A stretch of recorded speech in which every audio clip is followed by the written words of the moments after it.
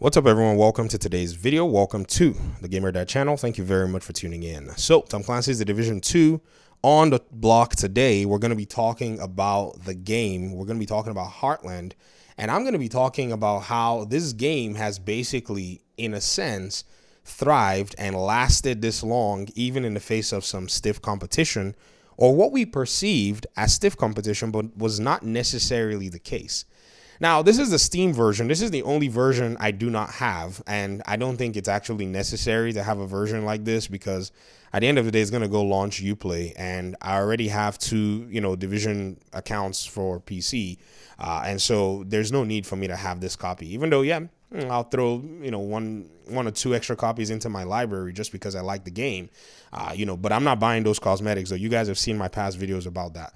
However, aside from the cosmetic thing, because again, it's optional. Like I said, even if they bring $100 cosmetic to the next Division game or whatever, I'm not buying it. So I'm just going to pay my price for the game and we're going to move on. I want to talk about the Division in the face of games like Destiny and Warframe because these games, they carry the live service models that the Division seems to, in a sense, harness in part, not fully. Warframe is free, but you can go in there and you can deal in the monetization elements. Destiny 2 was paid, is now free to enter, and then you're going to go ahead and be buying DLCs and engaging in all of the monetization aspects of things. Now, we know that Bungie right now is in a very interesting place.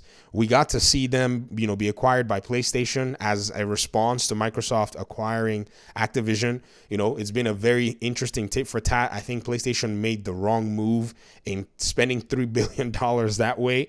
They did not need that kind of acquisition. They should have probably set their focus on other things like generating a team to work on their own live service game or shooter that would probably come in and challenge Call of Duty.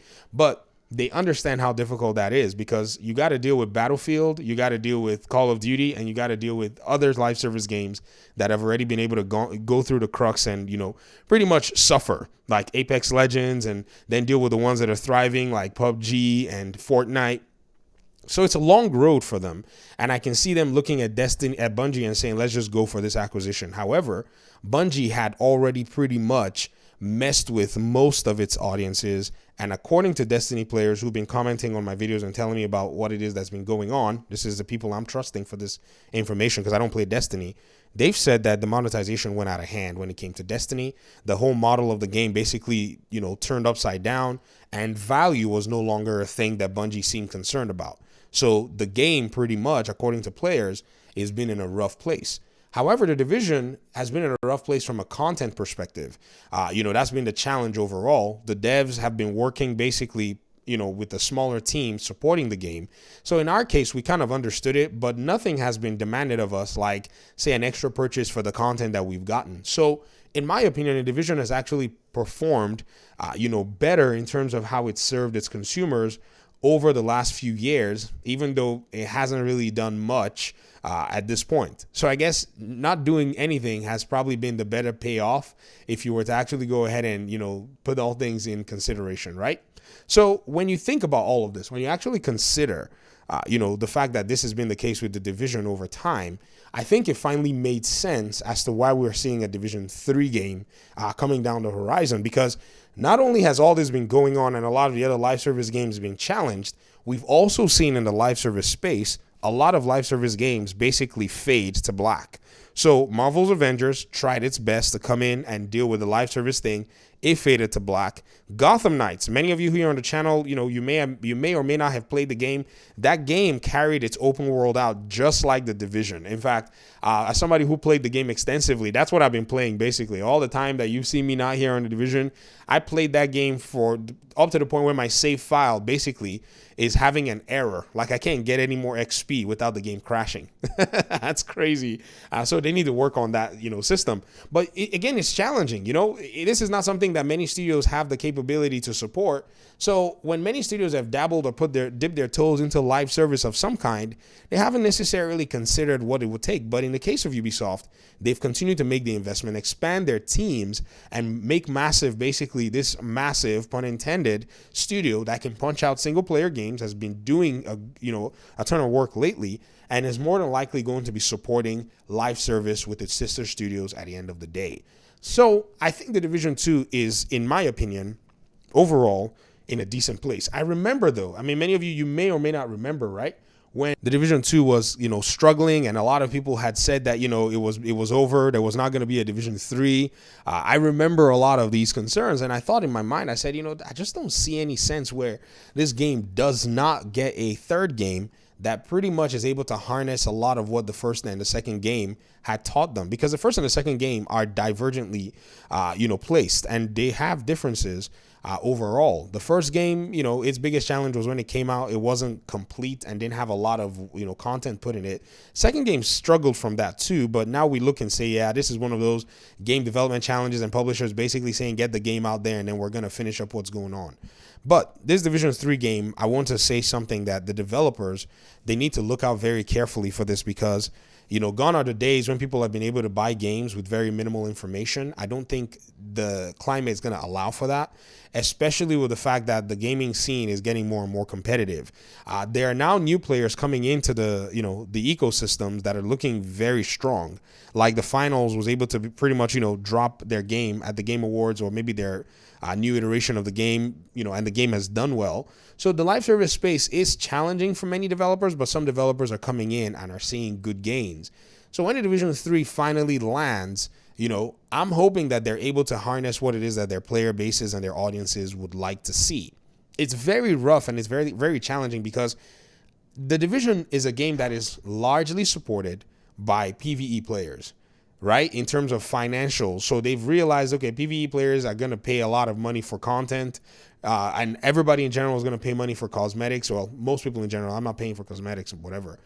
And then they realize and look at PvP, and they haven't necessarily been able to, make any dents in terms of, the game itself, or pushing that down the road. I've always kind of wondered though, why is the PvP always on the back burner? Why is the PvP not something that they've prioritized? And I think it's probably because of the investment in terms of support. They don't want to necessarily go ahead and, spend a lot of their earnings in supporting PvP. However, with the next Division game, I strongly believe that this is a focus that they need to not abandon. They need to make sure that they put this in focus as much as they're putting the PvE game in focus.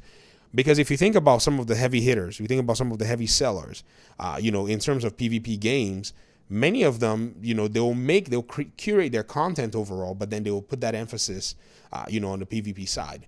I think also what they need to also take a look at very carefully is the way the PvP and PvE game, come into play is the biggest aspect of their, the support that they have to pay mind to. Because 1 minute PvE, players are having fun, melting bosses, and then somehow that build, I don't know if it's PvE players that purposefully do this, but most PvP players I know don't want to go to the Dark Zone, don't care. Some people play everything, but then that build, kind of seeps its way into the Dark Zone. And then the PvP players are using these builds in the Dark Zone, and the builds are probably too strong. So balancing is another art that they need to basically make sure that they perfect if they really want to win their audiences. I think, yes, even though the game is in a good place, the game may have goodwill with a lot of people, but these mistakes that have been made in the past games, I strongly advocate that they do not make these same mistakes again. Because if they make these same mistakes again, I don't think it's going to be as forgiving as it was, or they're going to have the opportunities like they did when 2020 came around. Because many of you know in 2019, when the game first launched, the game was in a tough spot. It did well on PC in terms of sales, but on console, the sales were not good. Warlords of New York really opened up the door for the game to be able to get that opportunity to be able to pull people in. Right now, the case is not necessarily the same overall. If you think about, say, even their Avatar game that just launched, that game went on sale immediately, and I'm sure that, they're probably not so proud of this. Well, I shouldn't say I'm sure, but I have a high level of certainty that they're not proud of the sales of Avatar. I mean, its marketing was not the strongest. I mean, I made a video. People were yelling at me saying, oh, this video, they did marketing and stuff. I'm like, well, compared to like other games where They marketed months before. They put out ads. They put out a lot of, like Assassin's Creed. They didn't compared to that. I would just say that they barely marketed the Avatar game. So with a game like The Division, that's probably going to be getting a lot of marketing, that they're going to be expecting a lot of sales and, generation of funds through monetization down the road. These are things they need to basically put in place in order for them to be able to look serious when they're coming in with their next iteration of the game. Thanks for watching the video. I wanted to make this video and talk about these particular issues. I hope you guys have a great day. Happy New Year's. Those of you who have not, received my Happy New Year's wishes, thank you so much for hanging with the video game, that's The Division. And thank you so much for even hanging with the Gamer Dad channel. And hopefully we'll talk pretty soon in another one. Peace out.